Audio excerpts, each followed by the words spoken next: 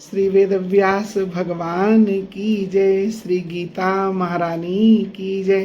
देवादिदेव महादेव भगवान शिव जो कैलाश पर्वत पर विराजमान हैं, वे माँ पार्वती को संकेत करते हुए कहते हैं, हे प्रिय, गीता के वर्णन से संबंध रखने वाली विशिष्ट कथा मैं तुम्हें सुनाता हूँ।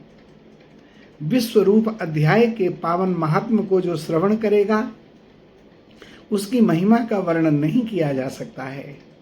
प्रणीता नाम की नदी के तट पर मेघंकर नाम से विख्यात एक बहुत बड़ा नगर है। उस नगर में संतोषी और सदाचारी भक्त लोगों का निवास है। वहां हाथ में सारंग धनुष लेकर स्वयं भगवान नारायण विराजमान रहते हैं। संसार के नेत्रों को जीवन प्रदान करने वाले उन प्रभु का गौरवपूर्ण श्री विग्रह इतना सुंदर है कि लक्ष्मी जी के नेत्र उनके रूप को देखते हुए कभी थकते ही नहीं है। भगवान की बाकी झांकी वामन अवतार का स्वरूप है। मेघ के समान उनका श्याम वर्ण कोमल आकृति है। वक्ष स्थल पर श्री वत्स का चिन्ह शोभा पा रहा है। कमल की माला और बनमाला को प्रभु धारण किए हुए हैं। अनेक प्रकार के आभूषणों से वामन भगवान की महिमा अद्भुत दिखाई पड़ती है। पीतांबर से उनके श्याम विग्रह की कांति ऐसे प्रतीत होती है मानो चमकती हुई बिजली से घिरा हुआ स्निग्ध मेघ शोभा पा रहा हो। उन भगवान का दर्शन करके, वामन जी का दर्शन करके जीव जन्म और संसार के बंधन से मुक्त हो जाता है। उस नगर में मेखला नाम का एक महान तीर्थ है, जिसमें स्नान करके प्राणी शाश्वत वैकुंठ को प्राप्त करता है। वहां जगत के स्वामी नरसिंह भगवान का दर्शन होता है, जिनका दर्शन करके मनुष्य 7 जन्मों के पापों से छूट जाता है। जो मनुष्य मेखला तीर्थ में गणपति भगवान का दर्शन करते हैं, वे दुस्तर विघ्नों को पार कर जाते हैं। गणेश जी विघ्नों के हरण करने वाले विघ्नहर्ता देव हैं। उसी मेघंकर नगर में कोई श्रेष्ठ ब्राह्मण रहते थे। उन महायोगी ब्राह्मण का नाम था सुनंद। वे भगवान श्री हरि के परम भक्त थे। वे नित्य गीता के 11वें अध्याय विश्व रूप दर्शन योग का पाठ किया करते थे। उन्हें ब्रह्म ज्ञान की प्राप्ति हो गई थी। एक समय जब बृहस्पति सिंह राशि पर स्थित हुए, उस समय उस ब्राह्मण महायोगी सुनंद ने गोदावरी तीर्थ की यात्रा आरंभ की, क्योंकि गंगा बड़ी गोदावरी तीर्थ बड़े प्रयाग और धारा बड़ी समुद्र की पाप कटे हरिद्वार। तो गोदावरी तीर्थ की यात्रा उन ब्राह्मण ने शुरू की और वे विरज तीर्थ, तारा तीर्थ, कपिला संगम, अष्ट तीर्थ, कपिला द्वार, नरसिंह वन, अंबिकापुरी, करस्थानपुर आदि श्रेष्ठ तीर्थों में गए। वहां भगवान का दर्शन किया और स्नान किया। तीर्थों में विवाह मंडप नाम के एक नगर में आए। वहां प्रत्येक घर में ठहरने के लिए कुछ स्थान मांगा, लेकिन कहीं भी उन्हें ठहरने को स्थान नहीं मिला। तब गांव का जो मुखिया था, उसने एक बहुत बड़ी धर्मशाला दिखाई। तो ब्राह्मण जो थे अपने मित्रों साथियों के साथ उस धर्मशाला में गए, रात में निवास किया। जब प्रातः काल हुआ तो ब्राह्मण ने अपने को धर्मशाला के बाहर पड़े हुए पाया और उनका कोई भी साथी दिखाई नहीं दिया। वे अपने साथियों को खोजने लगे। इतने में वो मुखिया दिखाई दे गया, जिसने धर्मशाला बताया था। उससे पूछा कि भाई सब लोग कहाँ गए? मुखिया बोला कि तुम बड़े भाग्यवान हो जो बच गए हो, क्योंकि आज तक कोई इस धर्मशाला में जाकर बचता नहीं है। बहुत बड़ा प्रेत रहता है इसमें, भयंकर वाला, लेकिन तुम कैसे बच गए? और हमें तो बड़ा आश्चर्य हो रहा है कि तुम्हें कौन से मंत्र का ज्ञान है जिससे तुम बच गए हो। और अब बच गए हो तो चलो मेरे घर चलो, मैं तुम्हारी सेवा करूंगा। और खूब सेवा करने लगा। सेवा करते करते एक दिन की बात है कि वो ब्राह्मण के चरणों में आकर के गिरा और बोला, मेरे पुत्र का मित्र आया था। और वो जो पुत्र का मित्र था मैं जानता नहीं था कि मेरे पुत्र का मित्र है, और मैंने उसे धर्मशाला में भेज दिया और वहाँ राक्षस उसे खा गया। और पीछे मेरा जब पुत्र आया घर में और वो अपने मित्र को पूछने लगा, तो मैंने तो कह दिया उसे धर्मशाला में भेज दिया है। तो वह भी धर्मशाला में गया उसे बचाने के लिए, लेकिन राक्षस ने उसको भी काल का ग्रास बना दिया, खा गया। फिर मैंने पिशाच से कहा कि अरे मूर्ख, तू मेरे पुत्र को ही चबा गया। तो वो नरभक्षी राक्षस कहता है कि मुझे मालूम नहीं था कि वो तुम्हारा पुत्र था और मैंने उसे अनजाने में चबा लिया। और जो ब्राह्मण गीता के 11वें अध्याय का नित्य पाठ करता हो, यदि वो जल छिड़क देगा मेरे शरीर पर तो मेरी भी मुक्ति हो जाएगी, और जिन लोगों को मैंने खाया है वे सब के सब भी जीवित हो जाएंगे, उनका भी कल्याण हो जाएगा। तो बोले ऐसा ब्राह्मण कहाँ मिलेगा? तो बोला कि राक्षस ने बताया कि वो जो उस दिन रात्रि में भेजा था ना तुमने बहुत सारे लोगों को, तो एक ब्राह्मण था जिसे मैंने उसे धर्मशाले से बाहर फेंक दिया था, क्योंकि उसे मैं मार नहीं सका। वही गीता के 11वें अध्याय का नित्य पाठ करता है, उसी ब्राह्मण को बुलाया जाए। तो ग्राम का जो प्रधान था उसने ब्राह्मण से बहुत प्रार्थना की है, और ब्राह्मण ने फिर गीता जी के 11वें अध्याय का पाठ किया है, और उसके बाद अभिमंत्रित जल उस राक्षस के ऊपर छिड़क दिया है, और राक्षस का तो उद्धार हुआ ही हुआ। राक्षस जिन प्राणियों को खा गया था वे लोग भी सब जीवित हो गए, और सब के सब सदैव भगवान के धाम को चले गए। जाते समय उनके परिवार वालों ने उनको रोकना चाहा, तो उन्होंने कहा कि हम तो मुक्त हो चुके हैं गीता जी के प्रभाव से, अब आप लोग भी गीता के 11वें अध्याय का नित्य पाठ करो, जिससे जैसे हमारी सदगति हुई ऐसे सब की सदगति हो जाए। तो गीता जी के 11वें अध्याय की इतनी अपार महिमा है।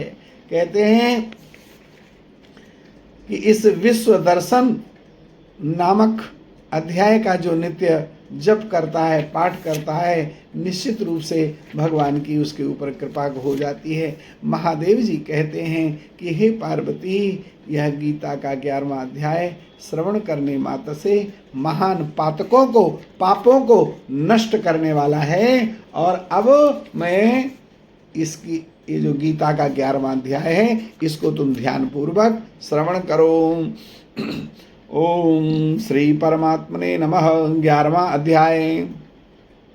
भगवान श्री कृष्ण अर्जुन को कथा सुना रहे हैं। इस प्रकार भगवान के वचन सुनने पर अर्जुन ने कहा, हे भगवान, मेरे ऊपर अनुग्रह करने के लिए परम गोपनीय आध्यात्मिक विषयक वचन अर्थात उपदेश आपके द्वारा जो कहा गया उससे मेरा अज्ञान नष्ट हो गया है। क्योंकि हे कमल नेत्र प्रभु, मैंने भूतों की उत्पत्ति और प्रलय आपके द्वारा विस्तार से श्रवण किया है, आपके अविनाशी प्रभाव को भी सुना है। हे परमेश्वर, आप अपने को जैसा कहते हो यह ठीक ऐसा ही है, परंतु हे पुरुषोत्तम, आपके ज्ञान, ऐश्वर्य, शक्ति, बल, वीर और तेज युक्त रूप को मैं प्रत्यक्ष देखना चाहता हूँ।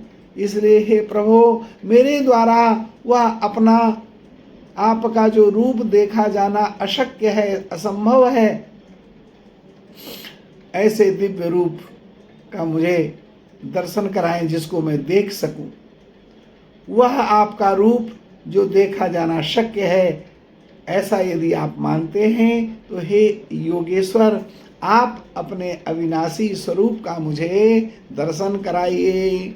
इस प्रकार अर्जुन के प्रार्थना करने पर भगवान श्री कृष्ण बोले कि हे पार्थ, मैंने सैकड़ों तथा हजारों नाना प्रकार के और नाना वर्ण तथा आकृति वाले अलौकिक रूपों को मैं दिखाता हूँ, इसे देखो।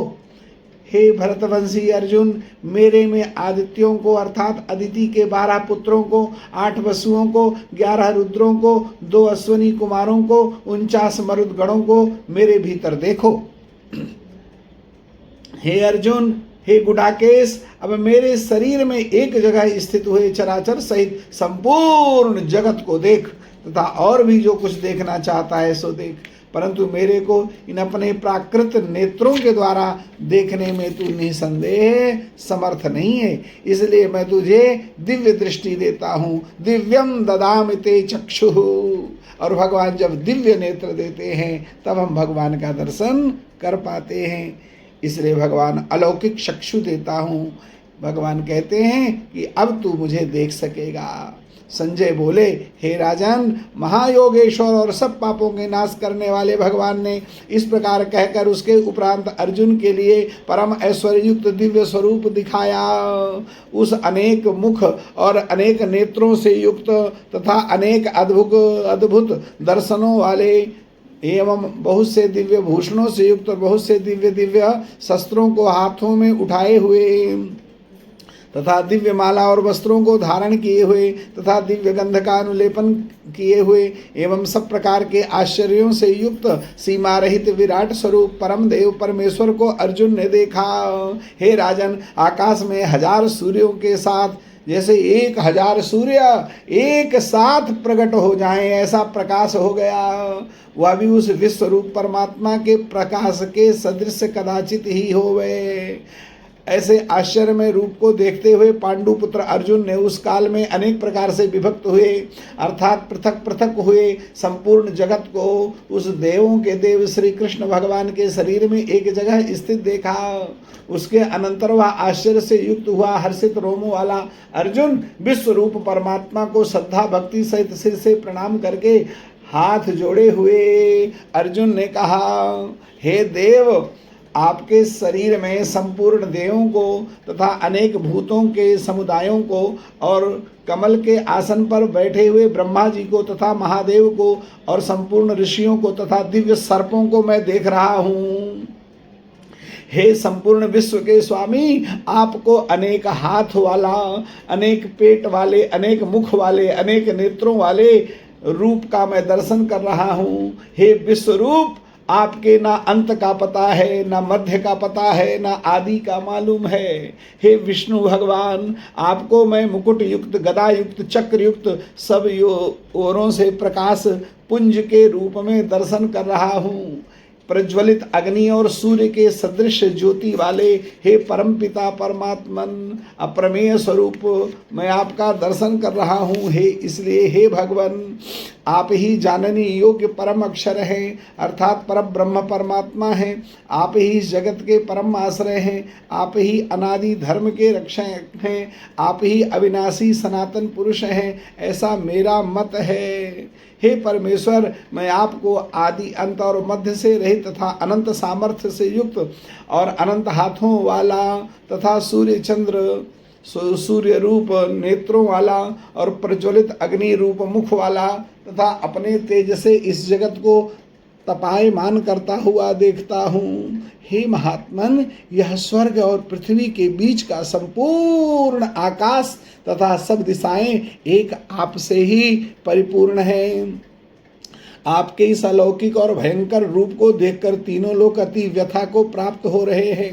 हे गोविंद, हे गोपाल, हे प्रभो, वे सब देवताओं के समूह आप में प्रवेश कर रहे हैं और कई एक भयभीत होकर हाथ जोड़े हुए आपके नाम और गुणों का उच्चारण कर रहे हैं और महर्षि और सिद्धों के समुदाय कल्याण हो, कल्याण हो, कल्याण हो ऐसा कह करके उत्तम उत्तम स्तोत्रों के द्वारा आपकी स्तुति कर रहे हैं। हे परमेश्वर, जो 11 रुद्र और 12 आदित्य तथा 8 वसु और साध्यगण, विश्वदेव तथा अश्वनी कुमार मरुदगण और पितरों का समुदाय तथा गंधर्व यक्ष राक्षस सिद्ध गणों के समुदाय हैं, वे सब के सब आश्चर्यचकित होकर विस्मित होकर आपका दर्शन कर रहे हैं। हे महाबाहो, आपके बहुत मुख और नेत्रों वाले तथा बहुत हाथ जंघ बांधा और पैरों वाले और बहुत उदरों वाले तथा बहुत सी विकराल दाढ़ों वाले महान रूप को देख करके सब व्याकुल हो रहे हैं।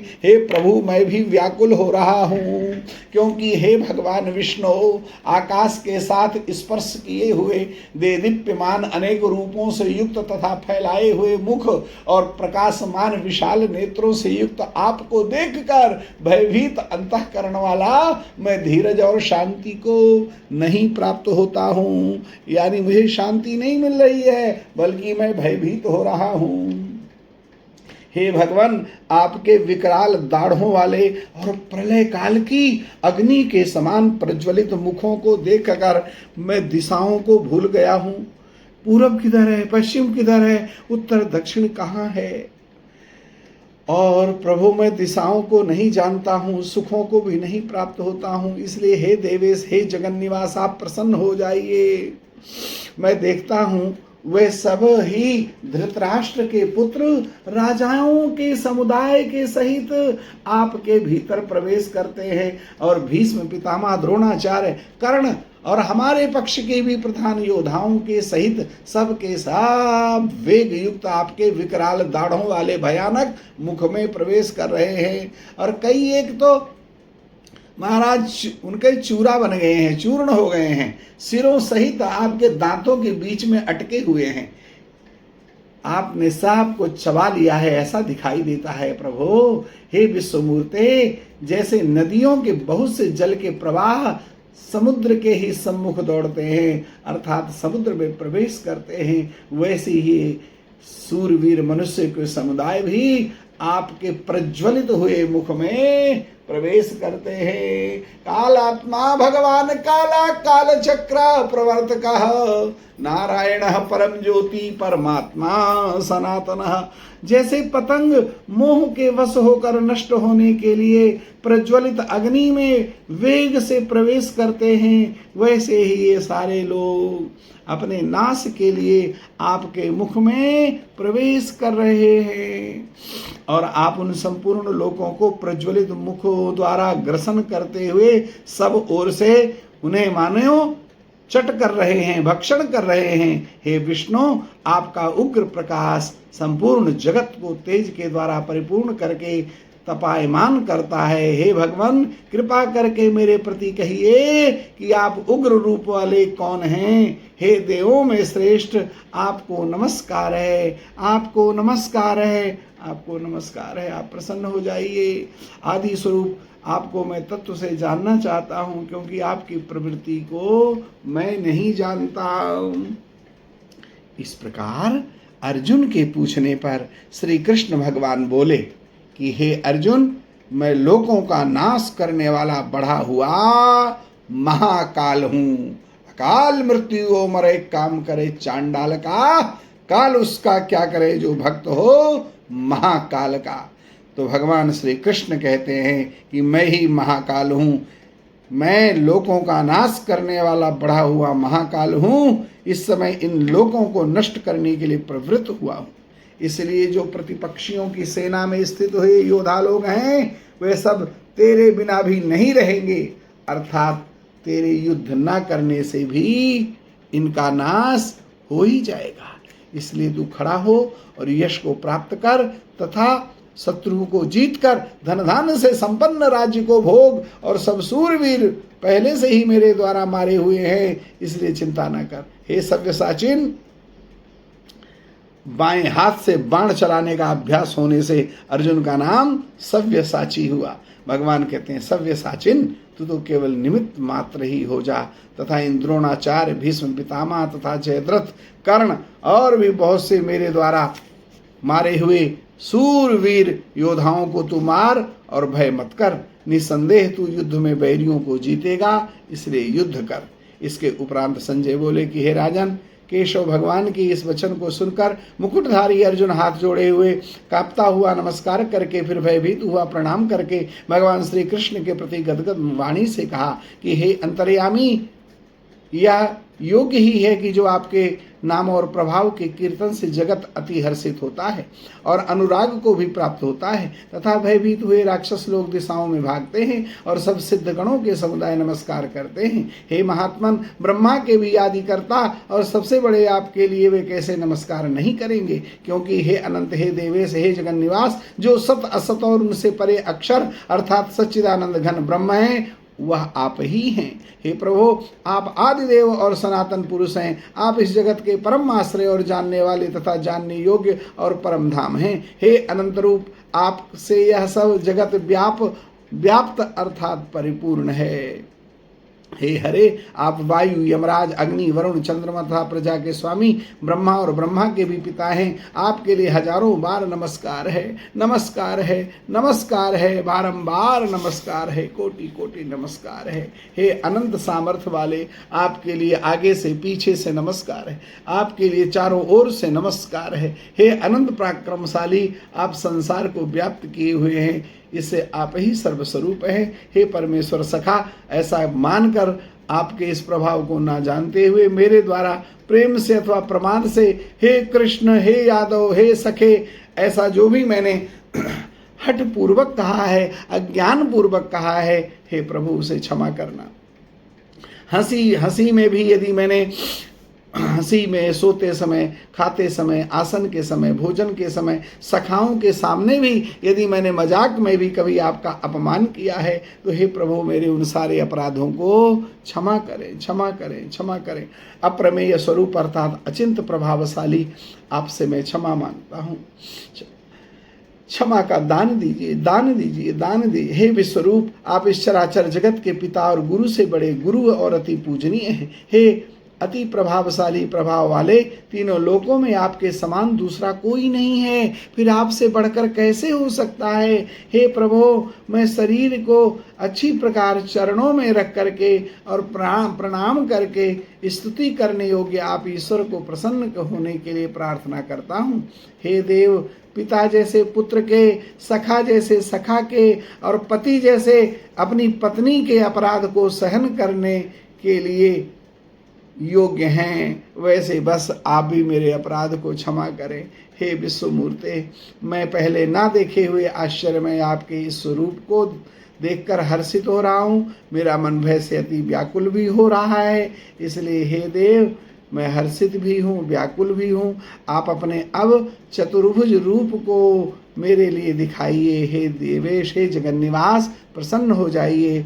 हे भगवान नारायण, हे विष्णु, मैं वैसे ही आपको मुकुट धारण किए हुए तथा गदा और चक्र हाथ में लिए हुए देखना चाहता हूँ। इसलिए हे विश्वरूप, हे सहस्त्रबाहो, आप उस चतुर्भुज रूप से युक्त हो जाइए। इस प्रकार अर्जुन के प्रार्थना को सुनकर भगवान श्री कृष्ण बोले, हे अर्जुन, अनुग्रह पूर्वक मैंने अपनी योग शक्ति के प्रभाव से यह मेरा परम तेजोमय सबका आदि और सीमा रहित विराट रूप तेरे को दिखाया है, जो कि तेरे सिवा दूसरे पहले किसी ने नहीं देखा है। हे अर्जुन, मनुष्य लोक में इस प्रकार विश्व रूप वाला मैं न वेद और यज्ञों के अध्ययन से तथा न दान से, न क्रियाओं से, न उग्र तप से ही तेरे सिवा दूसरे से देखा जाने को शक्य हूँ।